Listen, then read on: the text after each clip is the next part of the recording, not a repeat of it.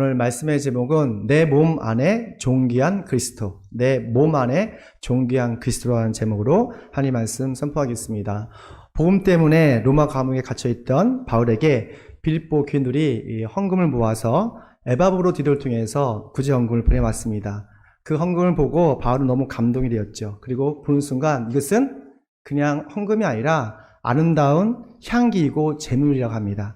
빌립보서 4장 18절 난 여러분이 보내준 것을 에바브로디로부터 받아서 풍족합니다. 그것은 아름다운 향기이며 하나님께서 기쁘게 받으시는 재물입니다 라고 말해요. 그러니까 우리가 일상에서 선교와 구제를 위해서 하나님을 위해서 쓰이는 작은 비용, 재정 이 모든 것이 하나님 보시기에 아름다운 향기이고 예물이 된다는 거예요.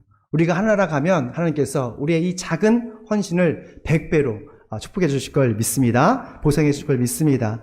세상은 복음을 전하는 바울을 감옥에 가뒀지만 그의 영혼은 가둘 수가 없었어요. 그의 영혼은 감옥의 쇠창살을 넘어서 자유와 기쁨을 누릴 수 있었습니다. 그래서 밖에 있던 빌립보 교인들에게 위로하고 기뻐하라고 말합니다. 빌립보 4장 4절 함께 있습니다. 시작. 주 안에서 항상 기뻐하십시오. 다시 말합니다. 기뻐하십시오. 주 안에서 always 항상 기뻐하라는 거예요. 다시 말하니까 기뻐하라는 거예요. 지금 누가 누구를 위로하고 있는 겁니까? 감옥 안에 있는 갇혀있는 바울이 교인들한테 위로하고 있는 거예요. 어떻게 이렇게 기뻐할 수 있을까? 아니 쾌쾌한 냄새가 나고 열악한 감옥에서도 어떻게 이 바울은 자유와 기쁨을 누릴 수 있을까? 그 몸 안에 예수 그리스도가 있었던 거예요.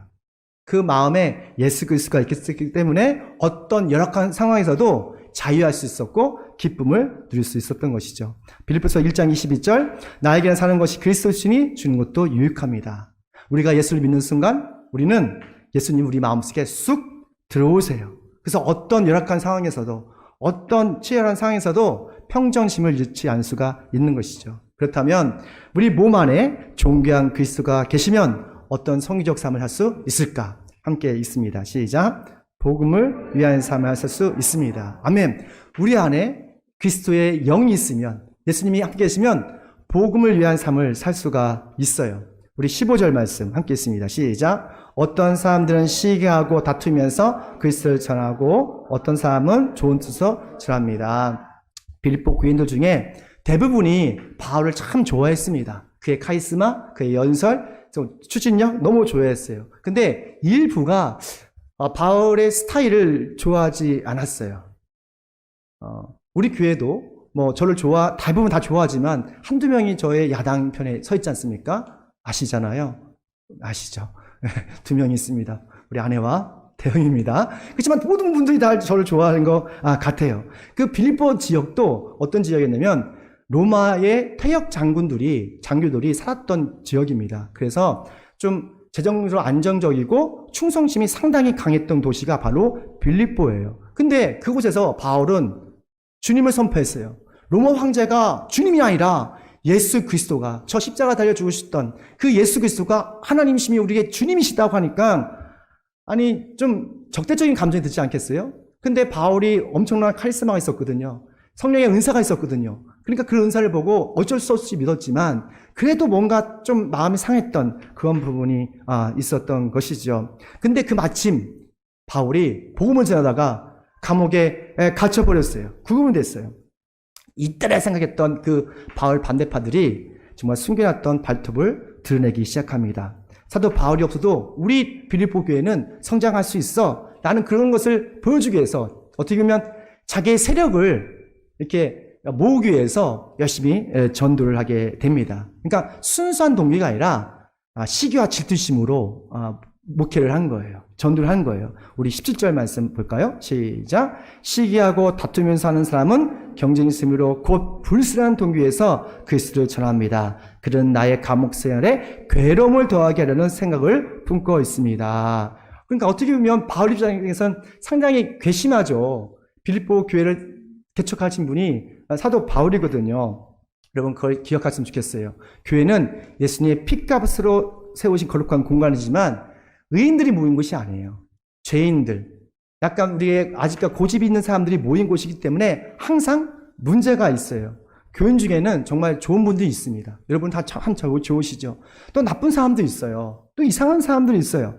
그래서 영적 리더에 대한 시심과 지치심으로 정말 많이 힘들게 하는 그런 사람들이 있더라고요. 천안에 YM 교회에 장로님들이 목사님을 좀 음해했던 일이 있었습니다. 거짓으로 음해했죠. 근데 모든 것이 다 무혐의 처리됐어요. 그런데 안타깝게도 그 YM 목사님이 급성암으로 돌아가셨어요. 아마 여러분 다 아시는 분일 겁니다. 평생 개척을 해서 열심히 성도를 가르치고 양육했어요. 근데 정말 64세 정도 되셨는데 1년 은퇴를 앞두고 여러 가지 스트레스를 많이 받아서 소천하셨던 걸 보게 됩니다.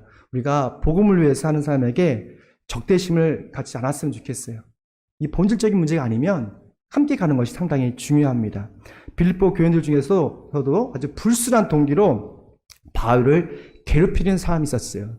하지만 바울은 평정심을 잃지 않고 기뻐했습니다. 우리 18절 하반절 말씀 보면 어떤 시기든지 결국 그리스도가 전하는 것입니다. 나는 나는 그것을 기뻐합니다. 앞으로도 또한 기뻐할 것입니다. 그러니까 바울이 항상 기뻐할 수 있었던 것은 그가 복음의 사람이었기 때문이에요. 어떤 사람이요? 복음의 사람. 그 복음이 인생의 전부였어요. 나의 성공과 나의 계획이 인생의 목적이 아니라 바로 복음이 그 인생의 전부니까 어떤 상황에서도 마음에 평정심이 있는 거예요. 기쁨이 있는 거예요. 복음이 무엇입니까? 복음은 우리 향하신 예수 그리스도의 사랑이에요.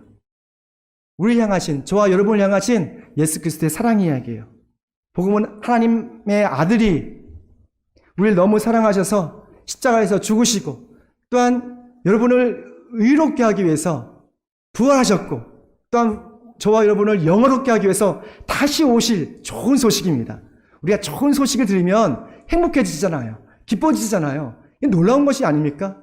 하나님 아들께서 그의 전 인생을 우리를 위해서 사셨다는 거예요. 지금도 이 순간에 우리를 위해서 기도하시고 우리를 위해서 중보하고 계신 거예요. 여러분 복음을 믿으십시오. 우리가 입으로 마음으로 예수님을 믿으십시오. 그러면 예수 그리스도께서 여러분 마음속에 쑥 들어오실 거예요. 우리 안에 들어오신 예수님은 결코 떠나지 않으십니다. 뿐만 아니라 마음의 쿠션이 되세요. 마음의 쿠션. 마음의 쿠션이 있으면 어떤 시기 질투의 화살이 막 쏟아져도 충분히 막을 수가 있거든요. 상처가 되지 않거든요. 예수 그리스도는 마음의 쿠션입니다. 여러분 복음의 사람이 되시길 축원합니다. 두 번째입니다. 함께 읽습니다. 시작. 아멘. 우리 안에 예수 그리스도가 계시면 나의 삶이 아니라 예수 그리스도의 영광스럽고 존귀한 삶을 살 수 있습니다. 우리 20절 말씀 우리 큰 소리 함께 읽을까요? 시작. 나의 간절한 기대와 희망은 내가 아무리 해도 부끄러움을 당하지 않고 온전히 담대해져서 살든지 죽든지 정과 같이 지금도 내 몸에서 그리스도께서 존귀함을 받으시는 것입니다. 아멘. 그러니까 바울의 인생의 목적, 기대가 여기 있어요. 살든지 죽든지 내 몸에서 그리스도가 존귀하게 되는 것. 그러니까 예수님과 함께 존귀한 삶을 사는 것. 이것이 바울의 인생의 목적이었어요. 또한 우리의 목적일 걸 믿습니다. 사실 바울의 직업은 텐트 메이커였습니다. 여러분 잘 아시죠? 복음을 위해서 낮에는 열심히 텐트를 만들었어요. 그런 노동을 했습니다. 그리고 피곤하지고 지치지만 밤에는 복음을 가르치고 선포했어요. 그러다가 교인들이 헌금을 보내주면, 성경 헌금 보내주면 그러니까 일을 하지 않고 계속적으로 선교하고 복음을 가르쳤습니다. 사도 바울에게는 일과 영성이 분리된 것이 아니라 영성의 일부였어요. 그의 노동은 단순히 그냥 돈벌이가 아니라 선교를 위한 도구였던 것이죠. 여러분 예수님도 젊었을 때 엄청 많이 육체적인 노동을 하신 거 여러분 아세요? 예수님의 직업은 목수였어요. 아버지 요셉이 목수였거든요. 그러니까 이스라엘의 목수는 돌을 많이 만졌어요. 돌이 많으니까 돌로 집을 짓고 또 나무도 만들어서 나무를 가지고 의자도 만들고 테이블도 만들고 여러 가지 물건을 만들었습니다. 그래서 예수님의 손은 아마도 상당히 거칠었을 거예요. 저도 이번에 이거 깔다 보니까 좀 손이 거칠어지는 것을 좀 느꼈는데 아마 예수님의 손은 거칠었어요. 그런데 더 불행한 것은 예수님의 아버지 요셉이 일찍 돌아가셨어요. 그리고 요셉 요셉과 마리아에서 난 자식들이 6명이에요. 남동생 4명, 여동생 2명, 야고보, 요셉, 시몬, 유다, 그리고 여동생들이 있었지 않습니까? 그러면 약 7명을 부양해야 했어요. 그러니까 예수님께서 사역을 늦어지신 이유는 제 생각에는 그 동생들 뒷바라지 하려고 지금 바빴던 것 같아요. 그러니까 30살까지 계속 일만 하셨던 거예요. 부양을 했던 것이죠. 근데 그런 아주 그 어려운 빠듯한 생활살림에서 불구하고 예수님의 마음은 항상 하나님의 나라와 의에 있었어요. 단순히 주님께서 가족을 부양하는 것은 그냥 먹고 살려고 하는 것이 아니라 이 가정에 하나님의 나라를, 하나님의 의를 세우기 위해서 한 것이죠. 그래서 마태복음 7장 33절에 늘 먼저 하나님의 나라와 하나님의 의를 구하라. 그러면 이 모든 것을 너희에게 더하여 주실 것이다 라고 약속하신 거예요. 무엇을 먹고 마실까를 걱정하지 말고 내가 하는 일을 통해서 어떻게 하면 하나님의 나라, 하나님의 정의를 이곳에서 세울 수 있을까를 걱정하는 거예요. 예수님의 삶의 목적은 하나님 나라와 의를 음란하고 악한 세대에 이 세상에 세워가시는 것이었어요. 뉴욕 맨하튼에 가면 그 리디모라는 교회가 있습니다. 리디모는 그 팀 켈러 목사님이 개척하신 교회예요. 그 보시면 팀 켈러 목사님이 계신데 21세기에 그 C.S. 루이스라고 하는 그런 분이십니다. 그만큼 변증이나 설교에 있어서 정말 탁월한 분이시죠. 이분이 일과 영성, Faith and Works라는 책을 썼어요. 그 교회는 정말 작은 교회였는데 약 8,000명 그 이상의 교인들이 몰려왔습니다. 대부분의 사람들이 뉴욕시이기 때문에 정치, 경제, 사회, 문화, 월스트리트에서 일하는 사람이기 때문에 상당히 전문인들이 많았답니다. 근데 그 사람들을 보면 정말 바쁘대요. 피 튀기는 그런 경쟁과 실적이 안 나면 fire, 그러니까 해고되는 그런 일터에서 그리스도인들이 왜 일을 해야 되는가, 그리고 어떻게 일을 해야 되는가를 아주 성경적 관점으로 가르치고 있답니다. 근데 이 팀 켈러 목사님의 그 핵심은 일과 영성이 동떨어진 것이 아니라 융합되는 거예요. 하나라는 거예요. 예전에는 이분법적으로 세상은 악하고 교회는 거룩하다고 했어요. 그래서 세상에 있는 모든 것을 다 꺼려 했습니다. 등을 돌렸어요. 근데 예수님이 떠난 교회, 예수님이 떠난 세상은 다 거룩하지 않아요. 세상이든 교회든 예수님이 계신 그곳은 거룩한 곳이에요. 그래서 하나님께서 모세를 처음 만났을 때 그 광야였잖아요. 그랬을 때 네가 서 있는 것은 거룩한 곳이니 신을 벗으라 이게 말씀하셨잖아요. 그러니까 광야든 들이든 예루살렘 성전이든 하나님께서 나와 함께 하신 그곳이 어떻게 되는 거예요? 거룩한 공간이 되는 거예요. 그래서 우리는 날마다 거룩한 삶을 살아갈 수가 있는 것이죠. 여러분이 계신 것이 어떻게 보면 하나님의 나라가 있는 거예요. 그래서 우리 안에 그리스도 계시면 그것이 거룩한 공간이 되는 거예요. 우리 안에 그리스도에 살아 계시면 우리 치열한 일상이 거룩한 공간이 되는 거예요. 정말 우리에게 현실을 떠난 그런 영성이 아니라 현실의 뿌리를 깊게 박고 그곳에서 정말 하나님 나라와 의를 세워가는 선교적 삶을 사는 그런 저와 여러분 되시길 축원합니다. 세 번째입니다. 함께 있습니다. 시작.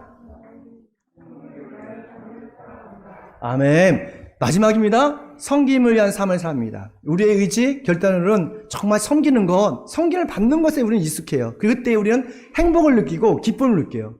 근데 섬기면서 우리는 기쁨을 느낄 수 있다고 합니다. 우리 23절 말씀 함께 있습니다. 시작. 난 일 두 사이에서 끼어 있습니다.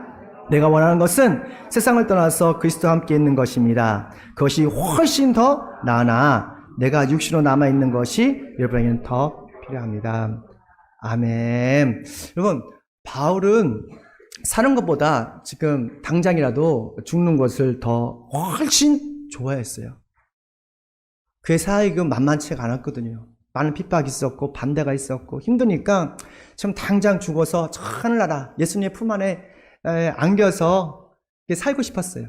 그만큼 바울은 천국에 대한 확실한 믿음이 있었어요. 여러분 정말 천국에 대한 믿음이 있습니까? 저는 가끔 천국 생활할 때마다 마음이 평안이 있어요. 전 찬양할 때 천국 얘기 나오고 하늘날 얘기 나면 가고 싶다는 그런 갈급함이 있습니다. 그러나 지금 가면 안 되는 게 또 사명이 끝나지 않았기 때문에 사명을 이루기 위해서 지금 살아남은 걸 좀 믿습니다. 이 바울이 어떻게 이 천국에 대한 확실한 믿음이 있었을까? 사실 바울은 예수 믿는 사람들을 잡고 괴롭히고 죽이기까지 했던 어떻게 보면 정말 살인자 같은 사람이에요. 근데 다마스커스로 가다가 부활하신 예수님을 만났어요. 두 눈으로 목격을 했어요. 근데 부활하신 예수님은 너무 빛이 찬란하셔서 그 보는 순간 두 눈이 확 멀어버리셨어요. 그래서 예수님께서 그 아나니아를 보내서, 예수님의 제자 아나니아입니다. 보내서 바울의 눈을 뜨게 하십니다. 그 후로 육신의 눈이 아니라 영적인 눈으로 살아가게 되는 거예요. 예전에는 자신의 성공, 욕망을 이루는 것이 인생의 목적이었는데 영적인 눈으로 보니까 그게 별거 아니에요. 하나님 나라와 위로해서 부활하신 그 주님을 위해 살아가는 것, 그것이 너무 찬란하고 영광스러웠던 것을 알았다는 거예요. 그래서 바울이 살아가는 존재 이유가 딱 한 가지예요. 섬기기 위해서. 23절 하반절 말씀 보면 내가 육신으로 남아있는 것은 여러분에게는 더 필요합니다. 지금 바울이 사는 목적은 믿음이 연약한 사람들, 갈팡질팡한 사람들, 복음을 전해도 시기 질투 무심을 전하는 그 빌립보 교인들을 섬겨서 정말 하나님의 사람으로 바꾸기 위해서 살아가는 것이죠. 즉 예수님처럼 섬김의 삶을 사는 것이 그의 목적이었어요. 왜 교인들에게 목회자가 필요합니까? 무능한 목회자라도 교인들을 기도와 말씀으로 섬겨줄 수 있기 때문에 그래요. 왜 목회자에게 교인들이 필요해요? 연약한 교인이라도 목회자들을 섬김을 통해서 예수님의 성품을 담을 수 있기 때문에 그래요.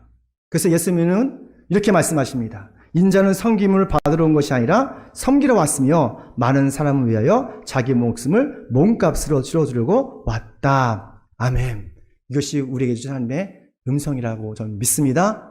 예수님께서 이 땅에 오신 것, 자신의 몸으로 자신의 핏값을 여러분을 섬겨주기로 오셨어요. 그러니까 우리도 예수님처럼 우리 서로서로를 섬겨줘야 돼요. 서로 부족한 부분이 보였을 때 흉보는 것이 아니라 서로 덮어주고 용서해주는 것이죠. 섬겨주는 것이죠. 자기의 재능 가지고. 요즘은 포스트 코로나를 넘어서 위드 코로나, 즉 코로나와 함께 사는 그런 세상이 되어지고 있어요. 근데 이 시대에 한국교회의 큰 문제는 제 생각에는 목사와 교인의 관계가 완전히 파괴됐어요. 교인들은 더 이상 목회자를 원하지 않습니다. 자신의 목자를 원하지 않고 자기네 영혼을 책임질 수 있는 목사를 거부하기 시작했어요. 인터넷에 들어보면 유명한 설교자들이 다 나와요. 그리고 얼마든지 좋은 설교, 훌륭한 설교를 들을 수 있어요. 그분들이 자신의 목사라고 착각을 해요. 유명한 설교자들은 우리에게 좋은 영적 인사이트를 줄 수 있는데 나를 위해서 섬겨줄 수는 없어요. 나의 상황, 나의 어떤 상태를 잘 모르거든요. 나만을 위해서 기도해주고 나만을 위해서 말씀을 줄 수는 없어요. 그게 큰 차이점이에요. 근데 담임 목사는 누구보다도 교인들의 상황과 어려움을 잘 압니다. 왜냐하면 담임 목사는 매일 생각하거든요. 매일 생각해요. 그리고 매일 기도하고 순간순간마다 생각하고 기도하기 때문에 누구보다도 그 성도의 상태, 영적인 상태, 어려운 상태 이걸 잘 압니다. 그래서 멀리 떨어져 있어도 영적인 교제를 할 수 있고 또 섬겨줄 수가 있는 것이죠. 우리 안에 존귀한 그리스도가 계십니다. 우리 안에 성령님이 계십니다. 그러면 그것 중에서 우리는 서로가 어떻게 돼요? 섬겨주는 거예요. 고린도전서 3장 16절 말씀 우리 함께 읽을게요. 시작. 여러분은 하나님의 성전이며 하나님의 성령이 여러분에 거하는 것을 알지 못하니까. 아멘. 우리 안에 존귀한 그리스도가 계시다면 서로 섬기는 삶을 살 수가 있습니다. 예수님께서 제자들의 발을 정말 스승으로서 섬겨주셨던 것처럼 섬김의 리더십을 보여주셨던 것처럼 우리의 서로 부족함들을 흉보는 것이 아니라 서로 용서해주고 덮어줌을 통해서 우리가 우리 삶 속에서 존귀한 그리스도가 세워지는 그런 성기된 삶이 되시길